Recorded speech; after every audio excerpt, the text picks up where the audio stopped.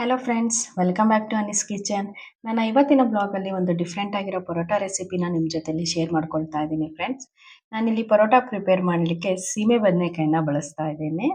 ಒಂದು ಸೀಮೆ ಬದನೆಕಾಯಿ ತೊಗೊಂಡಿದ್ದೀನಿ, ಅದನ್ನ ನೀಟಾಗಿ ವಾಶ್ ಮಾಡಿಕೊಂಡು ಸ್ಕ್ರೇಪ್ ಮಾಡ್ಕೊತಾ ಇದ್ದೀನಿ.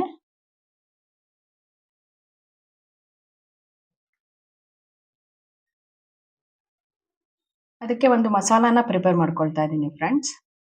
ಸೊ ಒಂದು ಬ್ಲೆಂಡರಲ್ಲಿ 3-4 ಹಸಿಮೆಣಸಿನ್ಕಾಯಿ, 3-4 ಸ್ಲೈಸ್ ಶುಂಠಿ, ಒಂದು 10 ಹೆಸಳು ಬೆಳ್ಳುಳ್ಳಿ, ಒಂದು 10 ಹೆಸಳು ಕರಿಬೇವು, 1 ಟೇಬಲ್ ಸ್ಪೂನ್ ಅಷ್ಟು ಜೀರಿಗೆ, ಇದಿಷ್ಟನ್ನ ಹಾಕ್ಕೊಂಡು ತರಿತರಿಯಾಗಿ ರುಬ್ಕೊತಾ ಇದ್ದೀನಿ. ಸೊ ಸೀಮೆ ಬದನೆಕಾಯಿ ಆರೋಗ್ಯಕ್ಕೆ ಒಳ್ಳೇದು ಅಂತ ಹೇಳಿ ಮಕ್ಳಿಗೆ ಪಲ್ಯ, ಗೊಜ್ಜು, ಸಾಂಬಾರ್ ಈ ಥರ ಎಲ್ಲ ಮಾಡಿಕೊಟ್ರೆ ಖಂಡಿತವಾಗ್ಲೂ ಇಷ್ಟಪಟ್ಟು ತಿನ್ನಲ್ಲ. ಸೊ ಅಂಥವ್ರು ಈ ಪರೋಟಾನ ಟ್ರೈ ಮಾಡಿ, ಡೆಫಿನೆಟಾಗಿ ಮಕ್ಕಳು ಎಲ್ಲರೂ ಇಷ್ಟಪಡ್ತಾರೆ. ಆ್ಯಂಡ್ ಆರೋಗ್ಯ ದೃಷ್ಟಿಯಲ್ಲೂ ತುಂಬಾ ಒಳ್ಳೆಯದು ಫ್ರೆಂಡ್ಸ್. ಸೊ ಮಸಾಲ ರೆಡಿ ಆಗಿದೆ. ಸೊ ನಮ್ಮ ಬ್ಲಡ್ ಶುಗರ್ ಲೆವೆಲ್ನ ರೆಗ್ಯುಲೇಟ್ ಮಾಡುತ್ತೆ, ಬ್ಲಡ್ ಪ್ರೆಷರ್ನ ರೆಗ್ಯುಲೇಟ್ ಮಾಡುತ್ತೆ.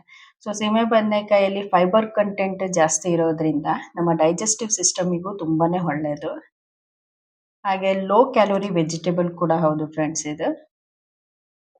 ಸೊ ಯಾರೆಲ್ಲ ಡಯಟ್ ಪ್ಲಾನಲ್ಲಿ ಇದ್ದೀರಾ ಅವರಿಗೆಲ್ಲ ಒಂದು ಪವರ್ ಪ್ಯಾಕ್ಡ್ ರೆಸಿಪಿ ಅಂತಲೇ ಹೇಳ್ಬೋದು.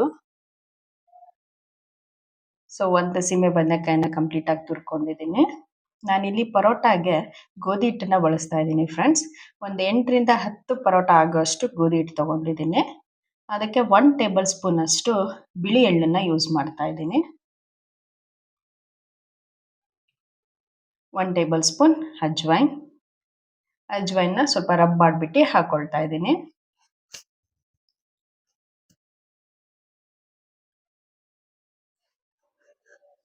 ಅಜ್ವೈನ್ ಕೂಡ ಡೈಜೆಷನ್ಗೆ ತುಂಬಾ ಒಳ್ಳೆಯದು. ಅರ್ಧ ಟೇಬಲ್ ಸ್ಪೂನ್ ಅರಿಶಿನ ಪುಡಿ, 1 ಟೇಬಲ್ ಸ್ಪೂನ್ ಅಷ್ಟು ಧನಿಯಾ ಪುಡಿ, ಸಾಲ್ಟ್ ರುಚಿಗೆ ತಕ್ಕಷ್ಟು. ಸಾಲ್ಟ್ ಮತ್ತು ಸ್ಪೈಸಿ ನಿಮ್ಮ ಟೇಸ್ಟಿಗೆ ಅನುಗುಣವಾಗಿ ಆ್ಯಡ್ ಮಾಡ್ಕೊಳ್ಳಿ. ಸೊ ನಾನೀಗ ರುಬ್ಬಿರೋಂಥ ಮಿಶ್ರಣನ ಆ್ಯಡ್ ಮಾಡ್ಕೊಳ್ತಾ ಇದ್ದೀನಿ.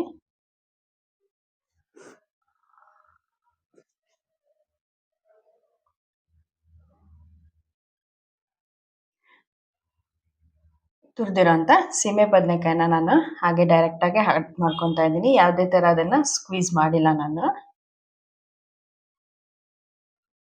ಅರ್ಧ ಬಟ್ಲು ಕೊತ್ತಂಬರಿ ಸೊಪ್ಪು. ಸೊ ಇದಿಷ್ಟನ್ನು ಹಾಕ್ಕೊಂಡು ಫಸ್ಟು ಹಾಗೆ ನೀಟಾಗಿ ಮಿಕ್ಸ್ ಮಾಡ್ಕೊಳ್ಳಿ. ಯಾಕೆಂದರೆ ಸೀಮೆ ಬದನೆಕಾಯಲ್ಲಿ ತುಂಬ ನೀರಿನ ಅಂಶ ಇರುತ್ತೆ. ಸೊ ಕನ್ಸಿಸ್ಟೆನ್ಸಿ ನೋಡಿ ಅವಶ್ಯಕತೆ ಇದ್ದರೆ ಅಷ್ಟೇ ವಾಟರ್ನ ಆ್ಯಡ್ ಮಾಡ್ಕೊಳ್ಳಿ. ಸೊ ನಾನು ಹಾಗೆ ಡ್ರೈ ಮಿಕ್ಸ್ ಮಾಡಿಕೊಂಡೆ, ಸ್ವಲ್ಪ ನೀರಿನ ಅವಶ್ಯಕತೆ ಇದೆ. 3-4 ಟೇಬಲ್ ಸ್ಪೂನ್ ಅಷ್ಟು ನಾನು ನೀರನ್ನ ಆ್ಯಡ್ ಮಾಡ್ಕೊತಾ ಇದ್ದೀನಿ. ಫ್ರೆಂಡ್ಸ್ ಆದಷ್ಟು ಹಿಟ್ಟನ್ನು ಗಟ್ಟಿಯಾಗಿ ಕಲಿಸ್ಕೊಳ್ಳಿ. ಏಕೆಂದರೆ ನಾವು ನೆನೆಲಿಕ್ಕೆ ಬಿಟ್ಟಾಗ ಅದು ಮತ್ತೆ ಮೆತ್ತಗಾಗೋ ಚಾನ್ಸಸ್ ಇರುತ್ತೆ ನೀರು ಬಿಡ್ಕೊಂಡು. ಸೊ ಆದಷ್ಟು ಕಲಿಸುವಾಗ್ಲೇ ಸ್ವಲ್ಪ ಗಟ್ಟಿ ಕಲಿಸ್ಕೊಡಿ. ಚಪಾತಿ ಹಿಟ್ಟಿಗಿನ ಸ್ವಲ್ಪ ಗಟ್ಟಿಗಿರಲಿ. ಸೊ ಈಗ ನಾನು ಇದಕ್ಕೆ 1-2 ಟೇಬಲ್ ಸ್ಪೂನ್ ಅಷ್ಟು ಆಯಿಲ್ನ ಆ್ಯಡ್ ಮಾಡ್ತಾ ಇದ್ದೀನಿ.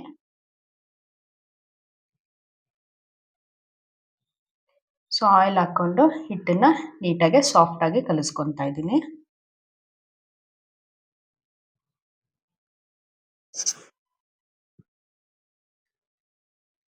ಸೊ ಈ ಥರ ಹಿಟ್ಟು ರೆಡಿಯಾಗಿದೆ. ಇದನ್ನು 10-15 ನಿಮಿಷ ನೆನೆಲಿಕ್ಕೆ ಬಿಡಿ. ನೆನೆದಷ್ಟು ಪರೋಟ ಸಾಫ್ಟಾಗಿ ಬರುತ್ತೆ.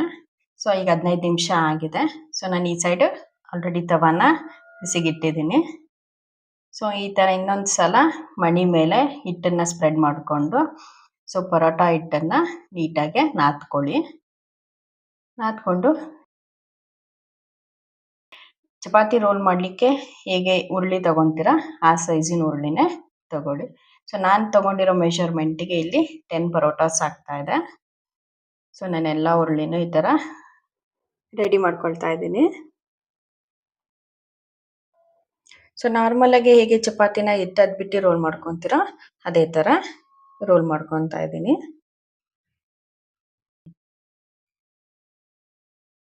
ಸೊ ನಾನಿಲ್ಲಿ ಲೇಯರ್ ಪರೋಟ ಟೈಪ್ ಮಾಡ್ತಾ ಇದ್ದೀನಿ. ಒಂದು ಸ್ಮಾಲ್ ಸರ್ಕಲ್ ಆಗಿ ರೋಲ್ ಮಾಡಿಕೊಂಡು ಅದಕ್ಕೆ ಸ್ವಲ್ಪ ಆಯಿಲ್ ಸ್ಪ್ರೆಡ್ ಮಾಡ್ಕೊಳ್ಳಿ. ಮೇಲೆ ಸ್ವಲ್ಪ ಹಿಟ್ಟನ್ನು ಸ್ಪ್ರಿಂಕಲ್ ಮಾಡ್ಕೊಳ್ಳಿ.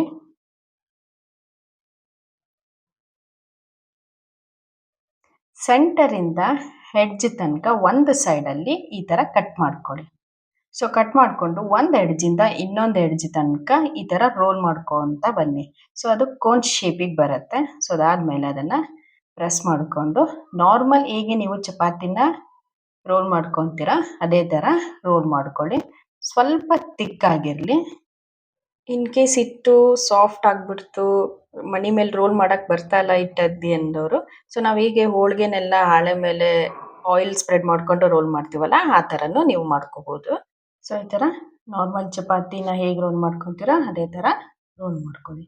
ಸೊ ಇಲ್ಲಿ ತವ ಬಿಸಿಯಾಗಿದೆ, ಸ್ವಲ್ಪ ಆಯಿಲ್ ಹಾಕ್ಬಿಟ್ಟು ರೋಲ್ ಮಾಡಿರೋ ಅಂಥ ಪರೋಟಾನ ಹಾಕ್ಬಿಟ್ಟು ಎರಡೂ ಸೈಡು ಆಯಿಲ್ ಹಾಕ್ಕೊಂಡು ಬೇಯಿಸ್ಕೊಳ್ಳಿ.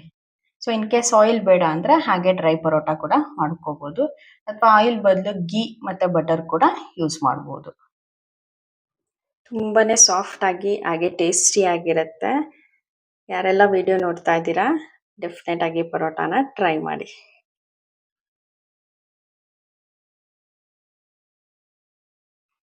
ಸೊ ಅದೇ ಥರ ಇನ್ನೊಂದು ಪರೋಟಾನು ನಾನು ಬೇಯಿಸ್ಕೊತಾ ಇದ್ದೀನಿ. ಸೊ ಉಳಿದಿರೋ ಅಷ್ಟು ಪರೋಟಾನ ಇದೇ ಥರ ಪ್ರಿಪೇರ್ ಮಾಡ್ಕೊಳ್ಳಿ. ಜಸ್ಟ್ ಪ್ಲೈನ್ ಕರ್ಡಲ್ಲಿ ಕೂಡ ತಿನ್ನಲಿಕ್ಕೂ ತುಂಬಾ ರುಚಿಯಾಗಿರುತ್ತೆ. ಇಲ್ಲ ರಾಯ್ತ, ಕಡಲೆ ಚಟ್ನಿ ಪುಡಿ ಅಥವಾ ರೆಡ್ ಚಟ್ನಿ ಜೊತೆಯಲ್ಲಿ ತಿನ್ನೋದಕ್ಕೂ ತುಂಬಾ ರುಚಿಯಾಗಿರುತ್ತೆ. ಯಾರೆಲ್ಲ ವಿಡಿಯೋ ನೋಡ್ತಾ ಇದ್ದೀರಾ ಲೈಕ್ ಮಾಡಿ, ಶೇರ್ ಮಾಡಿ, ಸಬ್ಸ್ಕ್ರೈಬ್ ಮಾಡಿ. ರೆಸಿಪಿನ ಟ್ರೈ ಮಾಡಿ ಹೇಗೆ ಬಂತು ಅಂತ ಕಮೆಂಟ್ ಮಾಡಿ. ಬಾಯ್ ಬಾಯ್.